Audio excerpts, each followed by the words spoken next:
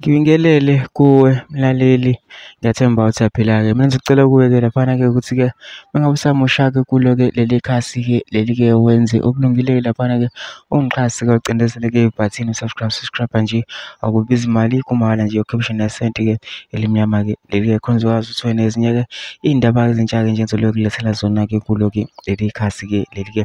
So ungakwenza-ke njengamanje ucindezele ibhathini usubscribe njengamanje-ke.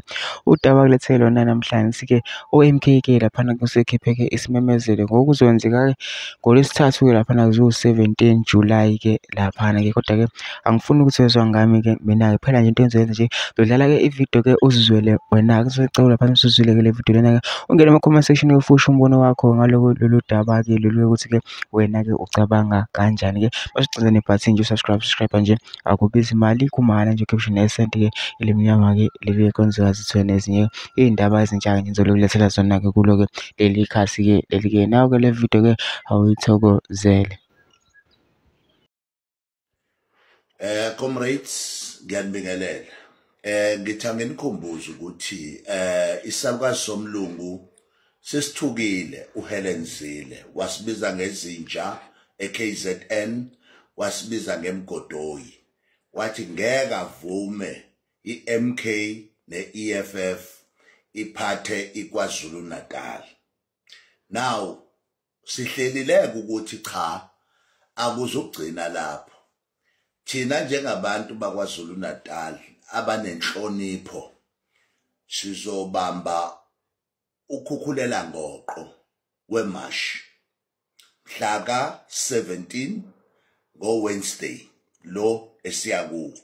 Sizobamba ukhukhulela mash, sitshengise wonke umuntu we-DA omnyama ukuthi wenza wrong ukuthi avotele abelungu. Asizugcina lapho. Abantu abasebenza emaplazini basenkingeni uma abelungu bekwazi ukuba confidence kwi-national TV ukuthi basibize ngemgodoyi. Njengama-leaders ezenkolo, ama-leaders epolitiki, ama-leaders omphakathi, kumele sisukume sithi cha, asisobuye sivume ukubizwa abelungu ngemgodoyi. This is a hatred speech ayenze kwi-public space, public platform, ukuthi akwazi ukuba nesibindi out of all moral regeneration, social cohesion programs that were persuaded by our black government. So now ke sizobizwa ngemgodoyi, egcineni sibizwa ngemgodoyi lesalukazi esuHelen Zille se-GNU. Cela sonke ke sibe khona emashini Wednesday 17 July. Sizoqala eKing Dinuzulu ngo-8 ekseni sibe sesihlangana siyoyiqeda imashi yethu eCity Hall. Siyacela nibe khona. Wozani nonke ni-share le video to everyone. Noma ngabe kuthiwa useGoli, noma ngabe kuthiwa use-Eastern Cape. Iyakuthinta lento ukuthi uma la ikuphethe khona kuzophatha khona abantu abamnyama babizwe ngezinja. Lento iyingozi kakhulu ngoba kade sikhuluma nge-racism ekhona kwi-DA. And abantu bakithi abamnyama, they continue vote for iDA noma thina isithunzi sethu sihudulwa phansi.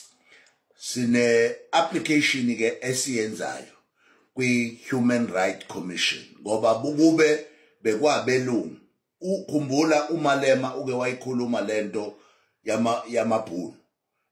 Kwenzekani na kwasuka i-AfriForum yavula icala ngoba bekuthintwe abelungu. So now kuthintwe thina i-human right nowhere to be found. Naye i-AfriForum ngicabanga ukuthi iyajabula lapha ekhona ukuthi egcineni sibizwe ngabelungu ngezinja. Bafowethu ngisicasuke nami ngicasukile. Ngicasuke ngempela. And ucasuka kwami usemashini mhla ka-17. Lapho khona fanele sitshengise lonke izwe ukuthi there will be no white man or white woman who can call us as black ngoba sivuselwe ilonda, us as black bababizo omkhulu bethu bababizo baba, not us. We siyanqaba in our lifetime ukuthi sibizwe ngezinja.